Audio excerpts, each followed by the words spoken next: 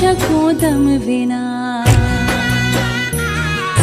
હલકાના મને ગોમતી માનવ રાવ કોડેલા કાન રે.